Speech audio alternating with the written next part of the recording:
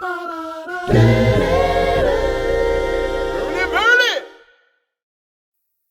everybody, welcome back to another episode of Various Fields. We welcome you all here today.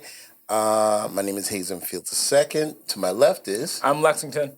And I'm Hayes Milton Fields III, a.k.a. Trey. How y'all doing? Welcome everybody. Man, we were in a really good discussion on the last time we met. And we kind of wanted to dig a little deeper into it. We were kind of talking about superheroes. Yep. You know, and at first when you think the discussion was Marvel and DC, but it seems as though we kind of merged into superheroes of life. Right.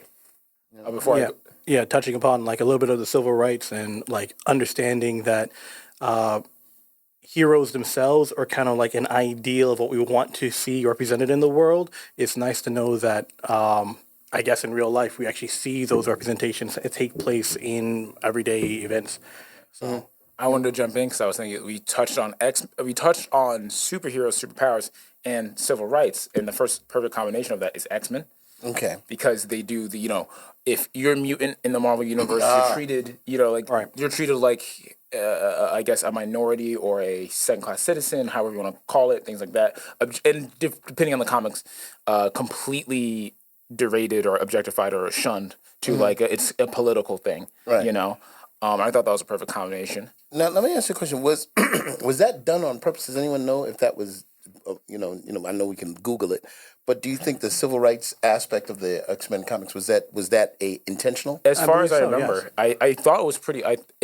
I'm hoping I'm doing this right. This is not just coming off the top of my head, but I remember there being a discussion where Stanley very loosely was supposed to be basing Xavier off of Martin Luther King, more like the whole being more peaceful, trying to make everyone accommodate to society, and then very loosely Magneto's going to be more Malcolm X, right. where it's a little more Black Panther, and that I'm pretty sure was like the base. That's why they had not that the conflict was that real between not a villain versus a superhero, Right. but that was the inspiration around it. So definitely supposed to touch on it.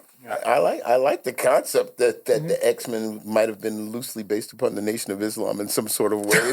oh boy, That's funny. I mean that's heavy, because and that kind of deals with the various powers that you were talking about that a little bit.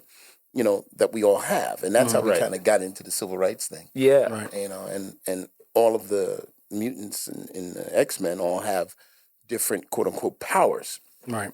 And I think I think the underlining meaning was all just like finding a way to accept people that are different from you. Right. So having those obvious differences like concussive blast from the eyes or telekinetic abilities or even shape-shifting, right? They can all be deemed potentially dangerous to those that don't take the time to understand the character that's utilizing said powers, right? So I don't know. I mean, I think it probably would have started off something as soft as hey, accept everyone, which is why there's a big thing of mutants in Marvel, right? But we don't really know where they're coming from or what they were doing with them all in all until we actually put the faces of Charles Xavier or Magnus on the other side to actually fight for a value, which I like because I recently just went through a version of an X-Men binge.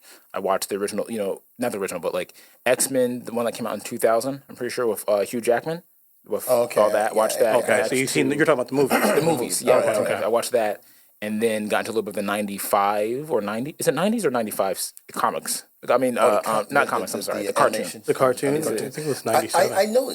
I think it went all the way up to 96, and it might have started 95. You know what? You're exactly right. Actually, I think whether it started in 95 or 94, I'm uncertain, but I think it's 95. I believe. I think it started 90 because there's a couple seasons. I don't know. I can't remember. It might be. I think it might be right. So I'm mentioning this, so they just released a new one called X-Men 97. Right. And it's obviously made just recently, but it's supposed to be a direct continuation off of that. Right.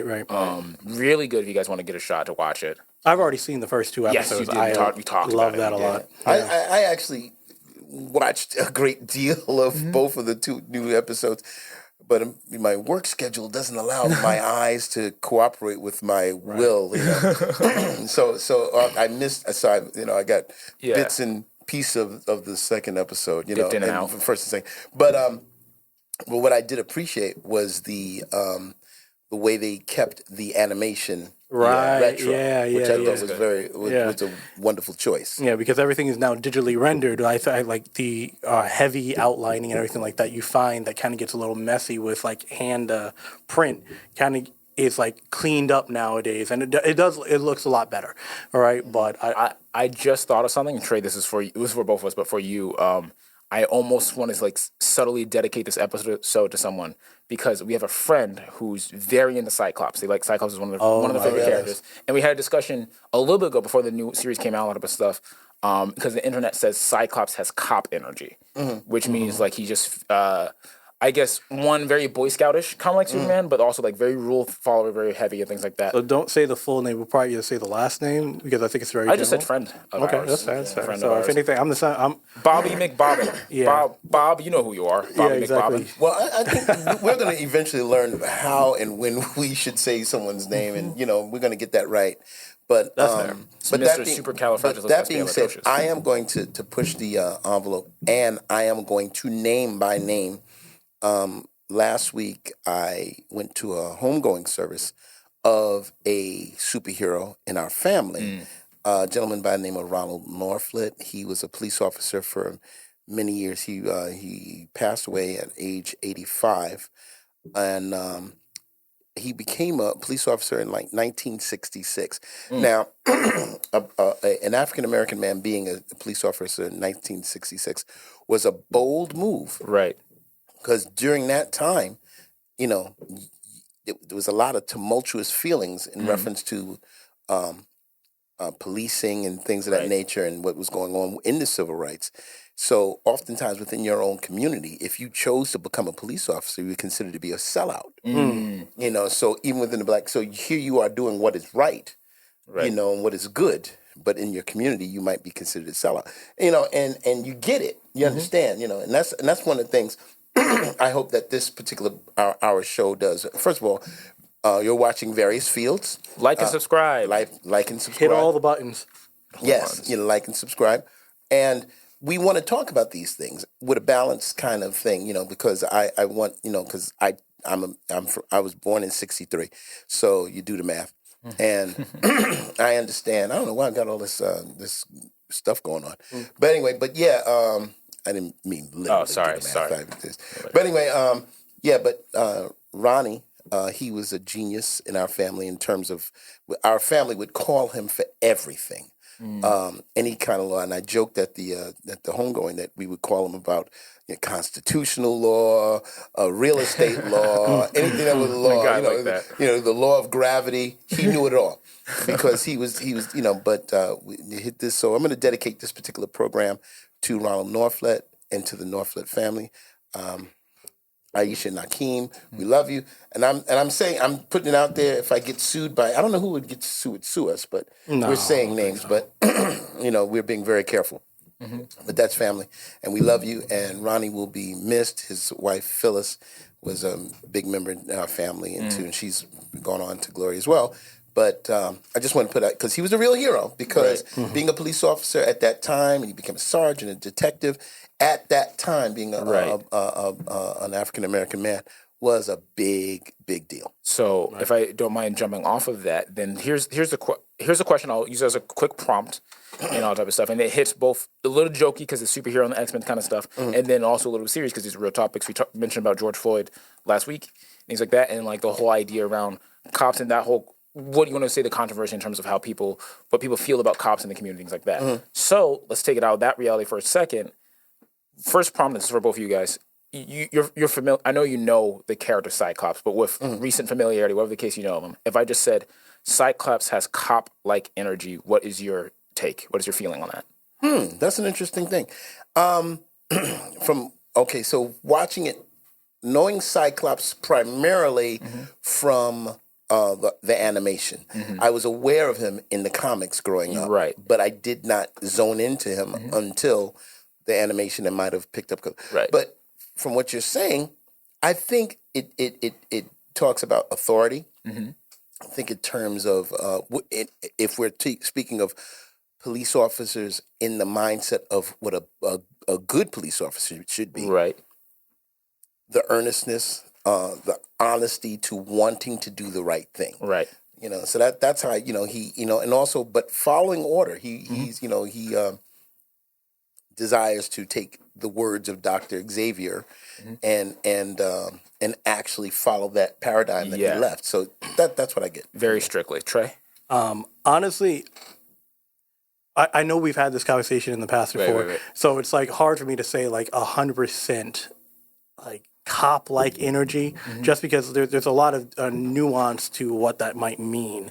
I know for a fact that like when we were talking about it, we were saying that Scott Summers often seems to adhere to a certain morality that is placed upon him, right? And again, this is all based on his character development and everything like that. So yes, there's not a lot of quote unquote accountability that he takes upon his own, save for what is placed upon him based on what authority is given to him. Right. So he would follow and he would make sure he protects the X-Men in any which way he can, because that's his family, it's his team. But he would not have done so as deeply without the encouragement that Charles Xavier would have given initially. At one point in time, I would imagine, like, if he had no Charles backing him up, right, he probably would have, done something to protect his mutant brethren, yes, right, but I don't think he would have done it in the way that, Charles would have seen appropriate. Yeah. I don't know if he would have 100% adhered to Magneto's way of thinking either necessarily. He probably would have done his own if he had no backing, right? But that's really hard for me to say, because every single time I see him in a comic book, he's always connected to a group of some sort, saying that I'm going to fight for your cause. Yeah. So that's what I'm thinking. Quick thing, I haven't catch levels. Make sure your mic is pointed right at you. Yeah, I got it. And because I want to hear all the words. Yeah, of course. Twist it if you can. Can you hear me? I mean, it's fine. Right. But whatchamacallit? Sorry, that threw me off.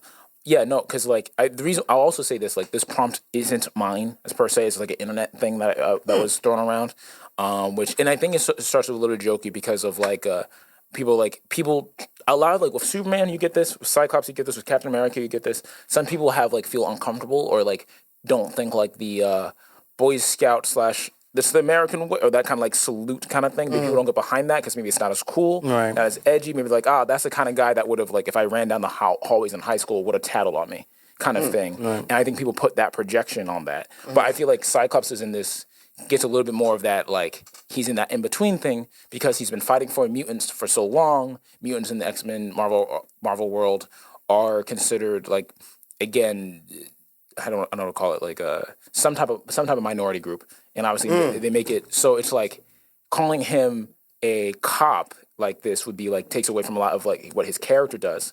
But at the same time, he has that it's a militant energy. But is it like a Black Panther, but not the comics Black Panther, but is it like a Black Panther militant energy, or is it just like he's only doing because he thinks those are the rules and he's following Charles? Right. And I know that people also got really upset with the commentary with the Blue Beetle film when they called Batman a fascist in the trailer. I mean, like, it was in that that Blue Beetle? I thought that was the other one, the Peacemaker. Did they do both? They might have done it in the Peacemaker one. I just remember that one particular clip because you're George. Yeah, George Lopez. Was on it. One of the things that you guys brought up, I think, and one of the things that stood out to me in reference to the whole mutant idea is words and connotations. And how much time we got left? Oh, okay. Oh, all right. I thought he was giving us a time. That's our friend Nels. What's up, Nels? What's up, kids? Nels is in here, doing his thing. We're at Only Way Out Studios once again, doing this. Once again, back to various fields. Hit all the buttons. Hit all the buttons. Like and share if you like what we're talking about. One thing I find that's very, very interesting in the whole X-Men thing is the use of words, and the use of words in our world is so important. Connotations, right, and the meaning of it. So oftentimes you hear the words for what they have as powers / and or gifts. And I think the term powers, and if we're going to bring it to those who have been marginalized in this country for whatever reason, if you say the word powers, there's there's a force behind it that can give you a connotation that seems destructive or Imposing. imposing or ominous, as opposed to gifts, which sounds like it's altruistic or loving or whatever. and I think it depends on what side of the fence you're on, where I can look at your gift and call it a power, or look at your power and call it a gift. And I think what happens is oftentimes, those who have a gifting can look at it with a level of lessening it so that they don't think of it as a power. It's like, I just do it. But if you think of it and say, there's some power behind it, you've been gifted that power. But in the same time, in the reverse of it, some people have a power and they want to overstay it and be over exerted or what have you. Yeah. And then they forget that they have that because it was gifted to them. So we have to balance that which was given to you without you asking. You should appreciate it.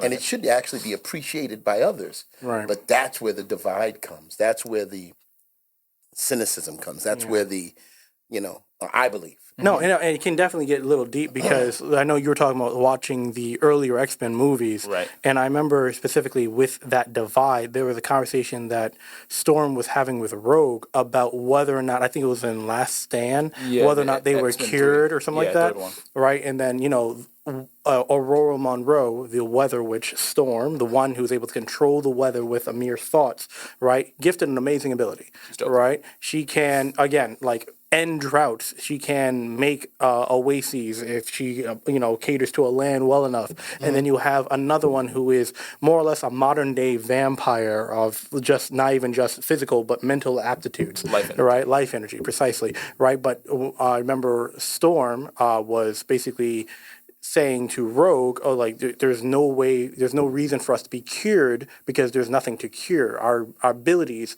are not curses, right? They are gifts to us, right? So, you see, in terms of the lifestyle, that you could imagine that there might have been some strife that Storm could have lived through, right? But that the inability to go through life with or rather the ability to go through life with the lack of intimate touch or any type of physical connection that Rogue constantly feels, right? That's placed upon her because of her gift that's burdening her from making those kind of connections. Right. We can see it as a curse, right? So now it becomes another question. If you're applying that to real life and not just fictional characters, can people utilize gifts in a way that might hurt people, all right, down the line? Right, I can definitely. I love the fact of definitely explore your gift. It definitely invest in yourself, right? But do people take what is naturally gifted to them? Maybe the gift of gab, or maybe they utilize their connections, or maybe even they are so good within their space they don't really consider others around them,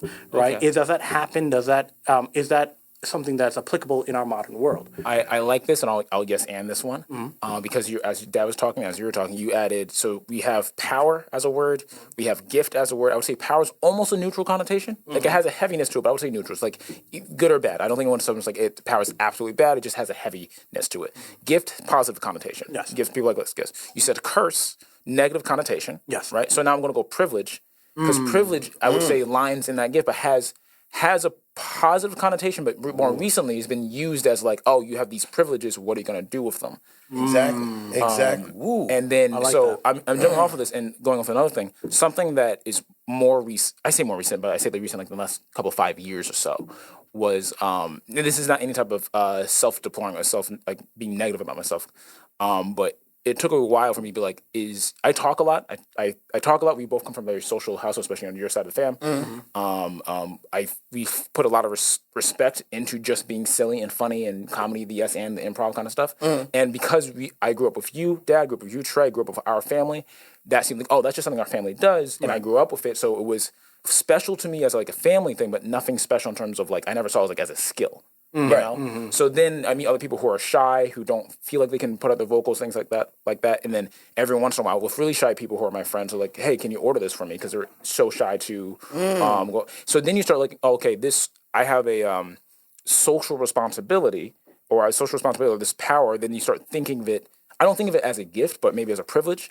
But it's interesting because it's, without going too far, I've always looked at characters with, like Spider-Man, who has a lot of the monologuing thing. And sometimes I wish I was never given these powers. And as a kid, I'm like, you can climb walls. Like, Right. why would you not? And as you get older, okay, that whole like power versus responsibility line actually hits, because Right. for whatever gift you have, whatever privilege you have, or whatever power you have, can be seen as a curse if you feel like you're not using it correctly, or if you don't use it correctly.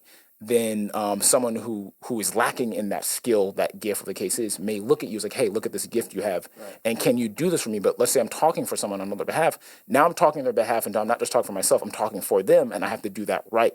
And if I fail that, and I feel like I'm bad at it, then it can become a curse or some type of burden, you know? But I just like the idea of kind of playing the connotations of power, gift, curse, privilege, all that jazz. And to answer your direct question, or to also present it to the audience, what is your gift, or what I feel the best way to say, what do you feel like find yourself naturally doing almost? Right. There's a lot of type of stuff I always try to talk to my friends. I always like to try to help out, or at least be amongst community. But that was something I always felt like I just did.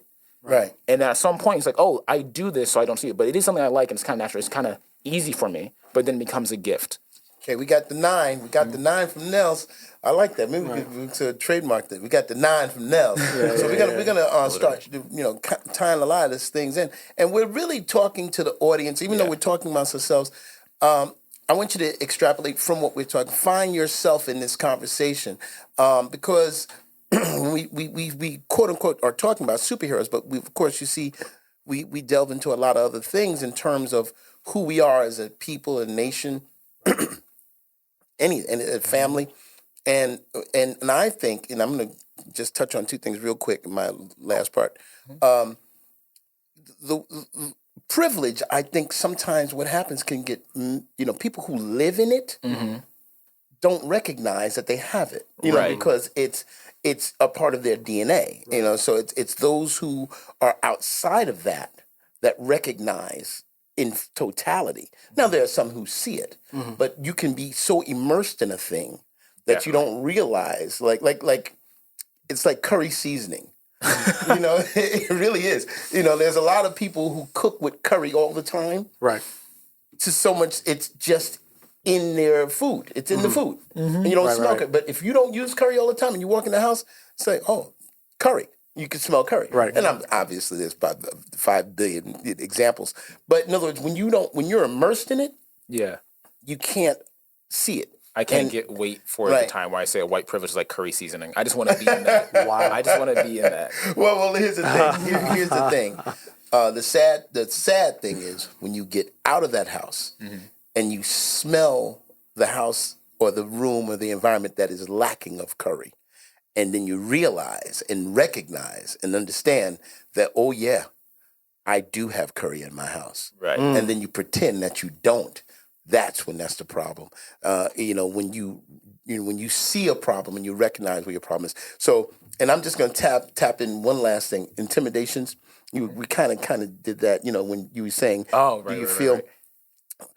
There's a difference between being intimidating and someone feeling intimidated. Right. So you don't, if you have a natural gift and a power that people are looking and they say, you intimidate me, that's not necessarily your issue.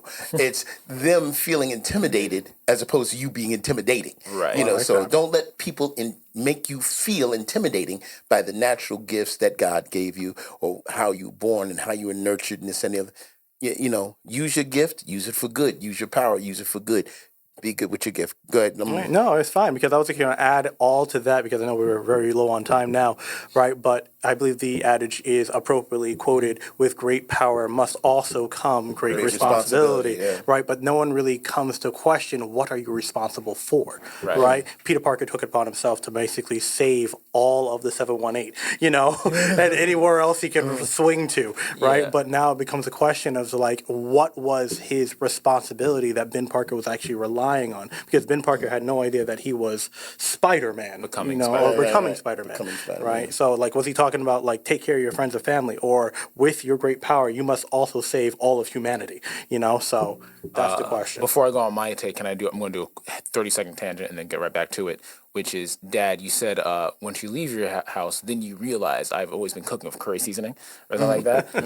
The tone, like just out of it, that sounded like an ad for curry seasoning. And I couldn't. No, straight, honestly. It did sound like I've always cooked with curry seasoning, and I don't know why. Like it just, I know that was not near close to the point, but it stuck with me. Right, absolutely. And that's our great power, curry brand marketing. With great right power here. comes great curry seasoning.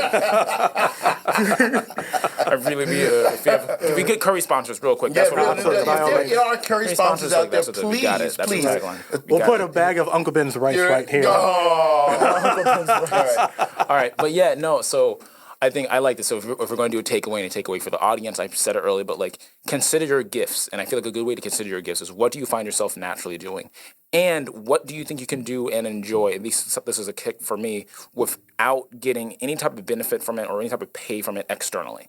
The reason why I say that is because there's a lot of times where like a lot of times your gifts or your things, and you should, if you can find a way to fund it and find a way to get money from all that type of stuff, please do so. That's a great way to and get money for something you enjoy, but also make sure you're not doing something or doing art and trying to make a job of it, trying to do this takes away from what you enjoy. And I find like, what do you find yourself naturally doing? And sometimes it's harder to think of than you think. It's just like, I do this every day, and you have to really think about like, what do you find other people maybe not doing as much? Like I said, I just talk a lot, and I didn't mean to dismiss it, but I always dismiss it as like, I just talk a lot. And there are people who have a hard time talking, who have feel shy and all type of stuff. So I never saw it as a skill. But now for people who don't have that or feel shy around things, I find myself, some people gather around me, so now now I have to learn how to communicate with or for certain people in certain ways, but in different ways. What do you find yourself doing that's fun for you, that you feel like when you get something out of it, it's purely, I've done this thing and it resides within me in this, it's, what's the word I'm looking for? Like a cycling energy. When you do it, it feeds back to you naturally. And I would say or argue that is your gift. And then if you can get any deeper with it, what are you responsible for with that gift?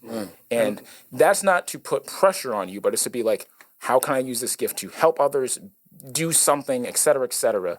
But that's my prompt. What is your gift? How can you find it? I think we're hitting our close time. Okay, I think maybe we should be there. We got 3 minutes. Nels, we left you out of this conversation today. Normally we love to, I know you like to cool out, but Nels, once again, he's actually the one that kind of led us into the civil rights thing, because he's a videographer. And we were talking about the powers of that. So we always thankful to have people around us that can find their powers. And we're here at Various Fields, we are encouraging you all, like my sons were saying, to seek out that which is yours. That is your power. That is good in you, and use it for the community. And listen, I'm just a quick plug, because you're going to be hearing we're coming up into the election season. You may be asking, well, what power can I do? I'm going to tell you right now.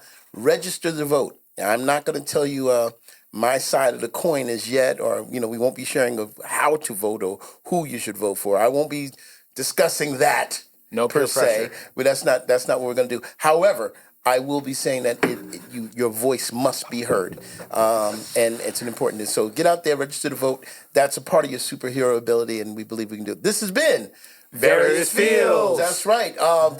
Theme song forthcoming, and we're looking forward to having a good time. Guys, had a good time today. I had a great time. All right, yeah, good time. I enjoyed it. We enjoyed being with you, and thank you. And next time we're on, we'll have some more things to talk about. We'll probably circle around this sometime in the future, because this is a good subject. We enjoy it.